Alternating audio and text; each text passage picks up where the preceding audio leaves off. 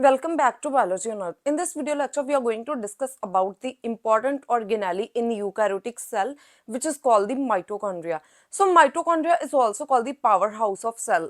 क्योंकि powerhouse of cell इसलिए बोला जाता है, सेल में जितनी भी एनर्जी की प्रोडक्शन है ये माइटोकॉन्ड्रिया में होती है। तो जितने भी बॉडी के सेल्स हैं, अगर हम यूकारियोट्स की बात करें तो सभी में माइटोकॉन्ड्रिया प्रेजेंट है और ये सेल की एनर्जी प्रोडक्शन में हेल्प करता है। तो ये एक हिसाब से सेल को ऑपरेट करता है क्योंकि सेल में जितनी भी फंक्शनिंग हो रही है इसके लिए एनर्जी की जरूरत होती है। तो जो एनर्जी की प्रोडक्शन है ये यहाँ पे माइटोकॉन्ड्रिया में होती है। So it is called the powerhouse of cell and it is present nearly in all eukaryotes. सभी जो यूकैरियोट्स हैं including the fungi, then plants, animals, humans, सभी में जो है ये माइटोकॉन्ड्रिया प्रेजेंट है। उसके बाद जो माइटोकॉन्ड्रिया है ये इस तरीके से एक मेम्ब्रेन बाउंडेड ऑर्गेनेली है। नाउ यहाँ पे जो माइटोकॉन्ड्रिया की मेम्ब्रेन है इसमें दो मेम्ब्रेन्स होती हैं। सो it is a double membrane bounded organelle. और अगर हम सिंगल मेम्ब्रेन की बात करें तो इसमें इस तरीके से लिपिड बाइलेयर प्रेजेंट है। तो जो मेम्ब्रेन जिसमें लिपिड बाइलेयर प्रेजेंट है, जहां हम बोल सकते हैं दो लेयर्स लिपिड्स की प्रेजेंट है, इसे हम बोलते हैं यूनिट मेम्ब्रेन। तो ये एक यूनिट मेम्ब्रेन है। Each of membrane is called the unit membrane because जो दोनों मेम्ब्रेन है इसमें फॉस्फोलिपिड बाइलेयर प्रेजेंट होती है। तो दोनों जो मेम्ब्रेन है they are the example of unit membrane. उसके बाद यहाँ पे जो this is called the outer mitochondrial membrane and this is called the inner mitochondrial membrane. अब जो आउटर माइटोकॉन्ड्रियल मेम्ब्रेन है इसमें कुछ ट्रांसपोर्टर्स होते हैं जो कि वेरियस मॉलिक्यूल्स की ट्रांसपोर्ट में हेल्प करते हैं into the inner membrane space and these transporters are called as the porins. ये बहुत सारे इस तरीके से पोरिन्स प्रेजेंट होते हैं। अगर हम कंपैरेटिवली बात करें तो जो आउटर मेम्ब्रेन है it is much more permeable than the inner mitochondrial membrane. यहाँ पे जो ये परमिएबिलिटी का डिफरेंस है ये एक फॉस्फोलिपिड की वजह से है। यहाँ पे जो इनर माइटोकॉन्ड्रियल मेम्ब्रेन है इट इज रिच इन कॉर्डियोलिपिन। जो कॉर्डियोलिपिन है ये इस तरीके का फॉस्फोलिपिड है जो कि मेम्ब्रेन जो है इनर माइटोकॉन्ड्रियल मेम्ब्रेन है इसकी इम्पर्मिएशन में हेल्प करता है। तो इसलिए ये जो मेम्ब्रेन है it is impermeable to many of solutes. उसके बाद यहाँ पे अकॉर्डिंग टू एंडोसिम्बायोटिक थ्योरी जो माइटोकॉन्ड्रिया है इसका ओरिजिन हुआ है from the purple photosynthetic bacteria. क्योंकि जो purple photosynthetic bacteria and mitochondria इनमें बहुत सारे कैरेक्टरिस्टिक सिमिलैरिटीज हैं। क्योंकि जो माइटोकॉन्ड्रिया है इसमें भी डीएनए प्रेजेंट होता है। अगर हम माइटो मींस यूकैरियोटिक सिस्टम में बात करें तो दो ऐसी ऑर्गेनेलीज हैं जिनमें की अपना खुद का डीएनए प्रेजेंट होता है। बाकी कोई भी ऑर्गेनेली जैसे गोल्जाई हो गया, एंडोप्लाज्मिक रेटिकुलम, लाइसोसोम्स, इनमें किसी में भी डीएनए प्रेजेंट नहीं होता। लेकिन जो माइटोकॉन्ड्रिया एंड क्लोरोप्लास्ट दोनों में डीएनए प्रेजेंट होता है। तो यहाँ पे जो पर्पल फोटोसिंथेटिक बैक्टीरिया है इससे ये इवॉल्व हुआ है जो माइटोकॉन्ड्रिया है। नाउ यहाँ पे जो माइटोकॉन्ड्रियल मैट्रिक्स है इसमें this is called the mitochondrial matrix. Now यहाँ पे जो outer mitochondrial membrane and inner mitochondrial membrane इसमें ये जो स्पेस है this is called the inner membrane space. Now यहाँ पे जो इनर मेम्ब्रेन है इसमें इस तरीके की इन्वोल्यूशंस होती हैं and these are called the cristae. These are called the cristae. यहाँ पे जो क्रिस्टे हैं they are present in order to increase the surface area of inner mitochondrial membrane. अब यहाँ पे अगर हम इनर माइटोकॉन्ड्रियल मेम्ब्रेन की बात करें तो हमने देखा कि अभी की जो माइटोकॉन्ड्रिया है ये एनर्जी की प्रोडक्शन में हेल्प करता है। तो यहाँ पे एक एटीपी सिंथेज कॉम्प्लेक्स प्रेजेंट होता है which is also called the F1 F0 complex. ये जो F0 F1 कॉम्प्लेक्स है ये inner membrane inner mitochondrial membrane में प्रेजेंट है। यहाँ पे जो इसका F0 सरफेस है ये एक ट्रांसमेम्ब्रेन प्रोटीन है और F0 जो F1 है ये एक इस तरीके से ये पेरिफेरल मेम्ब्रेन प्रोटीन है।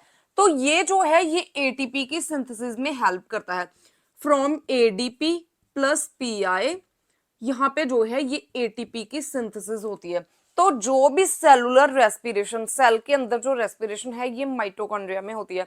सेलुलर रेस्पिरेशन का क्या मतलब है? अगर हम ग्लाइकोलिसिस की बात करें तो जो ग्लाइकोलिसिस है ये सेल के साइटोसोल में होती है और जितने भी इससे जो हाई एनर्जी इंटरमीडिएट्स बनते हैं ये माइटोकॉन्ड्रिया में ट्रांसपोर्ट होते हैं। उसके बाद ग्लाइकोलिसिस के बाद जो final product which is called the pyruvate ये आगे जो है क्रेब्स साइकिल में एंटर करता है और जो क्रेब्स साइकिल है ये माइटोकॉन्ड्रियल मैट्रिक्स में होता है।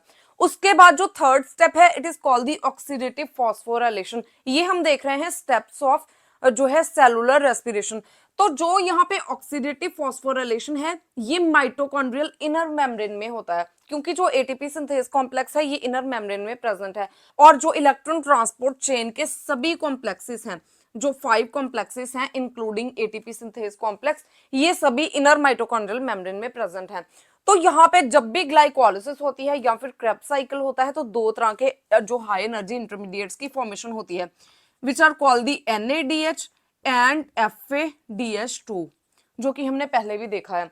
ये जो NADH एंड FADH है ये आगे जो है ये एटीपी की सिंथेसिस में हेल्प करते हैं। जो इनर मेम्ब्रेन पे जो यहाँ पे इलेक्ट्रॉन ट्रांसपोर्ट चेन के कॉम्प्लेक्सेस हैं, इनसे यहाँ पे जो है ये हाइड्रोजन आयन जो है ये पंप होते हैं, और हाइड्रोजन आयन की पंपिंग की वजह से यहाँ पे एटीपी की सिंथेसिस होती है। ये हमने डिस्कस किया हुआ है in the electron transport chain and oxidative phosphorylation. This is just an overview of cellular respiration. उसके बाद यहाँ पे जो माइटोकॉन्ड्रिया है इसमें राइबोसोम्स भी प्रेजेंट होते हैं। सबसे पहले इसमें डीएनए प्रेजेंट होता है, बहुत सारी मल्टीपल कॉपीज होती हैं डीएनए की, और जो डीएनए है it is double stranded circular DNA. और यहाँ पे जो माइटोकॉन्ड्रिया है इसमें राइबोसोम्स भी प्रेजेंट होते हैं। Ribosomes they are present from 55S to 75S। तो जो डिफरेंट ऑर्गेनिज्म है इनमें डिफरेंट टाइप के जो राइबोसोम्स हैं ये प्रेजेंट होते हैं। उसके बाद यहाँ पे टीआरएनए एंड प्रोटीन्स प्रेजेंट होते हैं। नाउ हमें पता है कि जो भी जेनेटिक इंफॉर्मेशन डीएनए में है सबसे पहले ये ट्रांसक्राइब होती है इनटू आरएनए, और जो आरएनए है इसके साथ जब वेरियस राइबोसोम्स बाइंड करते हैं तो इससे यहाँ पे प्रोटीन सिंथेसिस होती है। अब जो माइटोकॉन्ड्रिया है इसमें डीएनए प्रेजेंट है, इसमें यहाँ पे राइबोसोम्स प्रेजेंट है, सो दैट्स वाई ये ऐसी ऑर्गेनेली है जो कि अपने खुद के प्रोटीन्स की सिंथेसिस करती है। लेकिन so that's why it is called the semi autonomous organelle. Semi autonomous क्या मतलब है? ऑटोनोमस मींस अपने लिए जो है ये प्रोटीन्स की सिंथेसिस करती है, लेकिन it's a semi autonomous organelle because यहाँ पे अगर हम देखें तो जो 90% इसके प्रोटीन है जो कि माइटोकॉन्ड्रियल प्रोटीन है, इनको यहाँ पे एनकोड करते हैं न्यूक्लियर जीन्स। मींस जो न्यूक्लियस में जीन्स होते हैं वो एनकोड करते हैं 90% ऑफ प्रोटीन्स ऑफ माइटोकॉन्ड्रिया। तो जब न्यूक्लियर जीन्स जो है ये न्यूक्लियस के अंदर ट्रांसक्राइब होते हैं इनटू आरएनए, तो जो आरएनए है ये साइटोसोल में मूव करता है। ठीक है, जो आरएनए है अभी साइटोसोल में है। अब साइटोसोल में जो है ये प्रोटीन सिंथेसिस होगी, और ये कौन से प्रोटीन है? 90%, these are called the mitochondrial proteins. और उसके बाद ये जो माइटोकॉन्ड्रियल प्रोटीन है हमने अभी जो है डिस्कस किया है प्रीवियस लेक्चर्स में कि जो प्रोटीन्स हैं ये किस तरीके से ट्रांसपोर्ट होते हैं माइटोकॉन्ड्रिया में। तो जो साइटोसोलिक प्रोटीन्स हैं फिर फाइनली ये माइटोकॉन्ड्रिया में ट्रांसपोर्ट होते हैं। जो माइटोकॉन्ड्रिया है they are divided by the binary fission. तो ये बैक्टीरिया से इवॉल्व हुए हैं और मोस्ट कॉमनली ये बैक्टीरिया की तरह ही परफॉर्म करते हैं। इनमें डीएनए है, ये प्रोटीन सिंथेसिस कर सकते हैं। जैसे बैक्टीरिया जो है ये बाइनरी फिशन से डिवाइड होता है, वैसे ही जो माइटोकॉन्ड्रिया है ये भी बाइनरी फिशन से डिवीजन होती है इसकी।